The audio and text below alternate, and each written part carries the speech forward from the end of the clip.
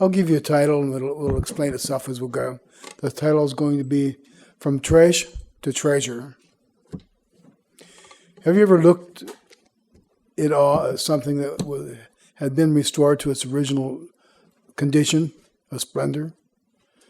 Wondering how on earth it could look and feel that way. Sometimes the restoration is better than the original, because the time intensity involved to make it so. Keep this in mind as we get close to the end. What I just said. Sometimes the restoration is better than the original because of the time intensity involved. If it's been restored, it must have been in some form of disrepair from the original state. We have empty houses, palatial homes, sitting empty, maybe just a few years or maybe for decades, until someone comes along to bring them back to life, so to speak. This is restoration on a major scale at minimum. Old cars parked, sometimes stacked up, waiting to be salvaged. How many have ever been to a salvage yard for a car? Well, most of us have been. They're waiting to be salvaged. Many of these lots are hence called salvage yards, which most men, and probably not just a few women, have also in this room have browsed at one time or another, looking for spare parts for their vehicle, maybe even a vehicle to restore.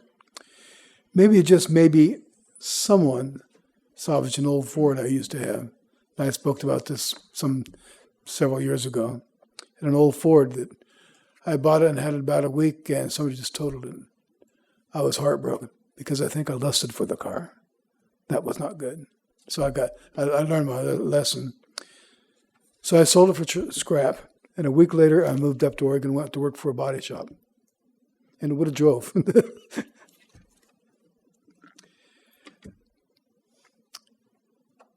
Maybe somebody bought that and restored it later.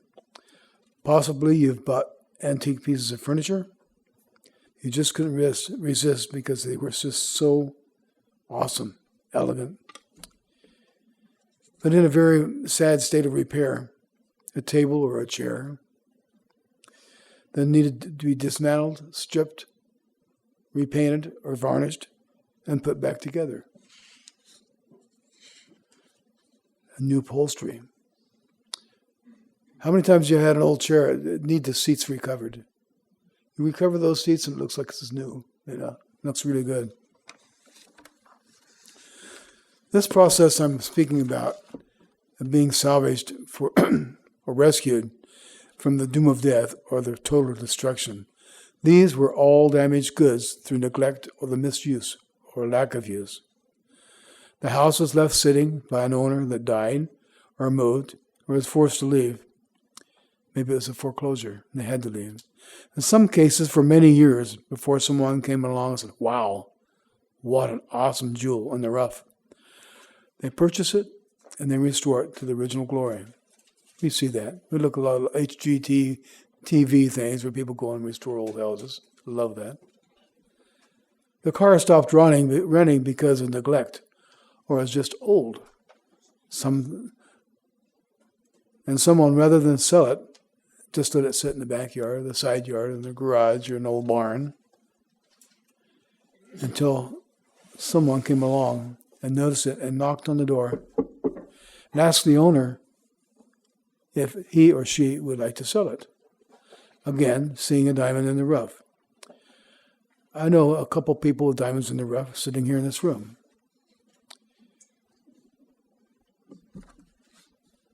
Some people go antiquing and garage selling. Right? And find that one kind of piece of furniture or art or whatever it might be that can be brought back to its heyday appearance with a little help from their friends like you. Then there are those who, for lack of any other name, call treasure hunters, that search out long-lost ships,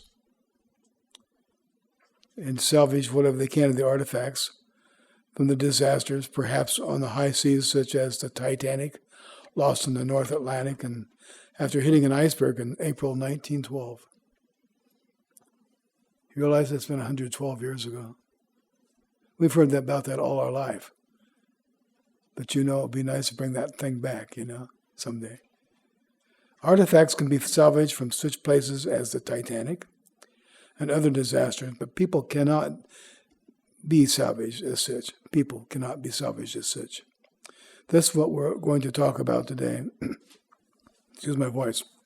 Just like the old house or the old car in the salvage yard, the antique chair, or painting found in the antique or used furniture store, we and still are, to a certain degree, damaged goods. Neglected and thrown away, so to speak, through sin. You might ask yourself how this came about. Well, it happened way, way, way, way back when Satan deceived our first parents, Adam and Eve. Genesis 3:1. Let's turn to Genesis.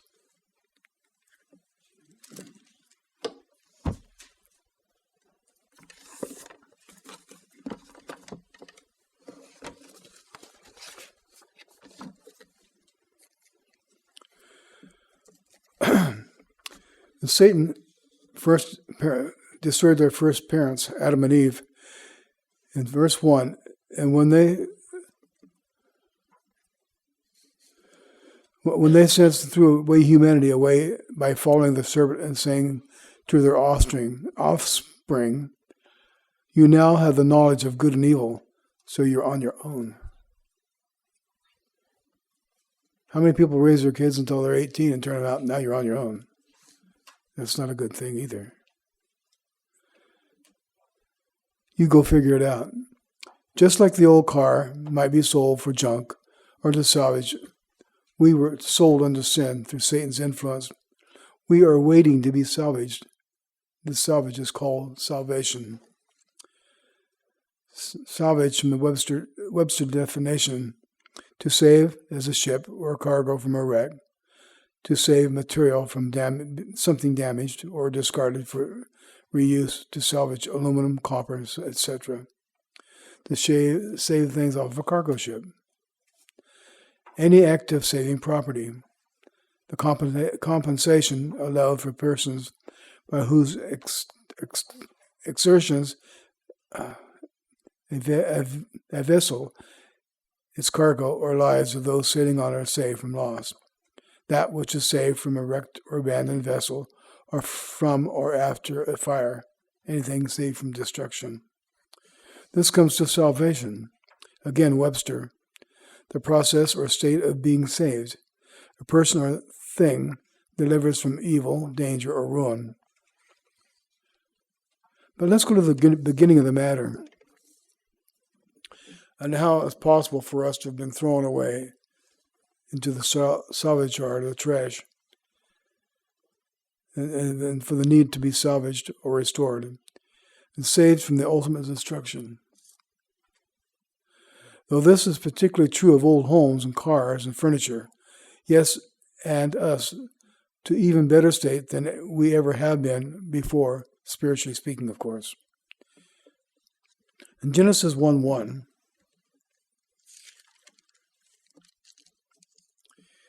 in the beginning, God created the heavens and the earth. And the earth was or became without form and void.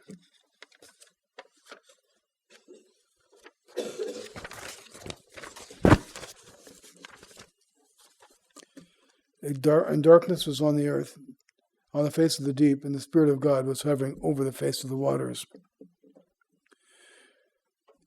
Then God said, "Let there be light," and there was light. And God saw the light, that it was good, and God divided the light from the darkness. He called the light day, and the darkness he called night. So the evening and the morning were the first day.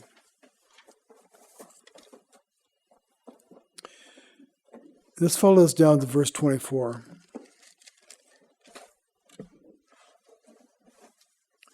And God set there He said, let the earth bring forth living creature according to its kind, cattle and the creeping thing, and the beasts of the earth, and each according to its kind, and it was so. Then God said, let the earth bring, verse 26, then God said, let us make man in our image, and according to our likeness. Let them have dominion over the sea, over the fish of the sea, over the birds of the air, and over the cattle, over all the earth, and over every creeping thing that creeps on the earth. Verse 34, and then God saw everything that he had made, and indeed it was very good. So the evening and the morning of the sixth day. Then in verse it says, now enter the promoter or the developer of the trash heap, the first salvage yard of humanity, Satan. For chapter 3, verse 1.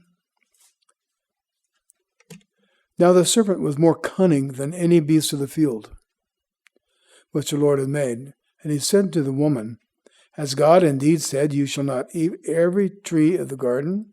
Eat of every tree of the garden? Eve explained in the middle of verse 3, God has said, you shall not eat it, nor shall you touch it, lest you die. Then the serpent, verse 4, said to the woman, you will not surely die. This serpent, Satan, is already beginning to put dings in the human structure by lying and beginning to inject doubt or destruction in the mind of Eve and the first man Adam, thus condemning them to be the salvage yard because they rejected what God had taught them.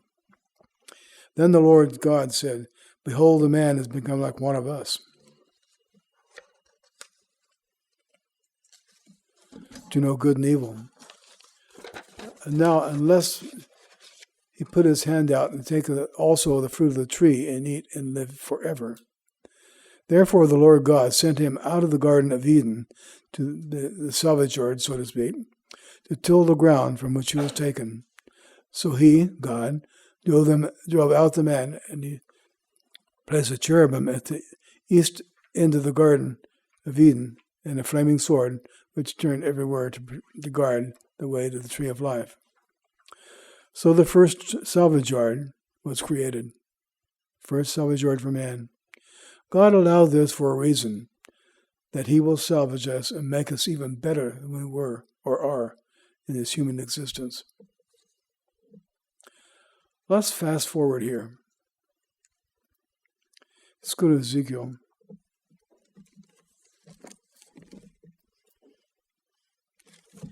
(37).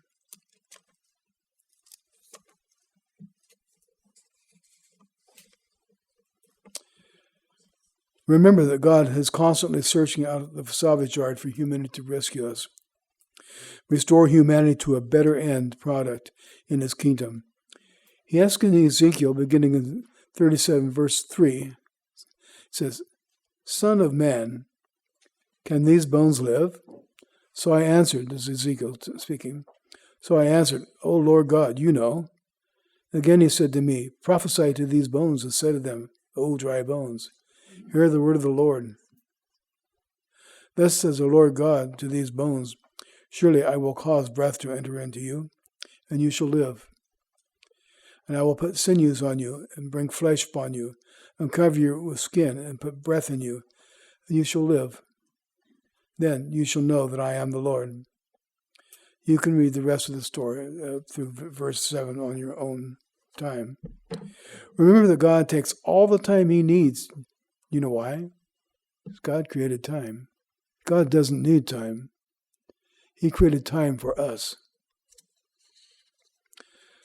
So we now can go to the New Testament to continue the story. In just over 3 weeks, in fact, I believe it's 3 weeks from tomorrow, will be Passover.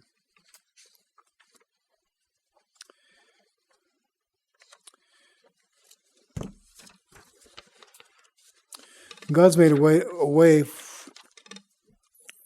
for us to be salvaged, calling or searching the salvage yards of humanity, looking for those who will respond to the calling that he has given us, to rescue us, to salvage us. How? You ask? Let's go to Acts. I'll just read Acts 20, Acts 2:38. Then Peter said to them, us also, repent and let every one of you be baptized in the name of Jesus Christ for the remission of sins, the original crash for humanity, and you shall receive the gift of the Holy Spirit. This is the power by which the scratches and the dings can be repaired in our character, and we can be transformed back to what we could have been had we not been sold into salvage through sin. It will be an even more awesome salvage or salvation through our Savior Jesus Christ, as we're told in 1 Corinthians 15:21. Let's go there.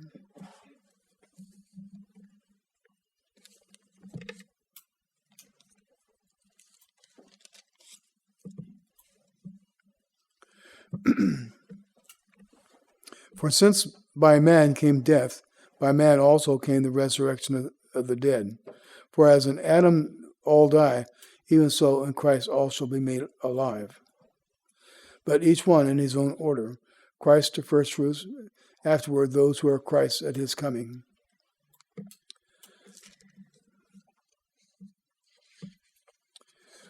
Excuse me. Let's jump down to verse 45.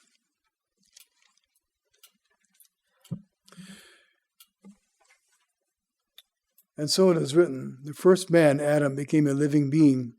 The last Adam became a life-giving spirit. That's an awesome thing.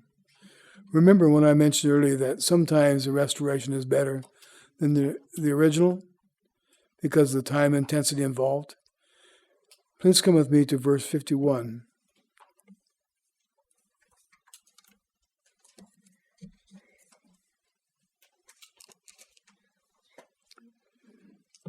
Excuse me. Behold, I tell you a mystery. We shall not all sleep, but we shall all be changed in a moment, in the twinkling of an eye, at the last trumpet. For the trumpet will sound, and the dead will be raised incorruptible. We shall be changed. At this time, we will have indeed be salvaged to a better and greater form than ever before.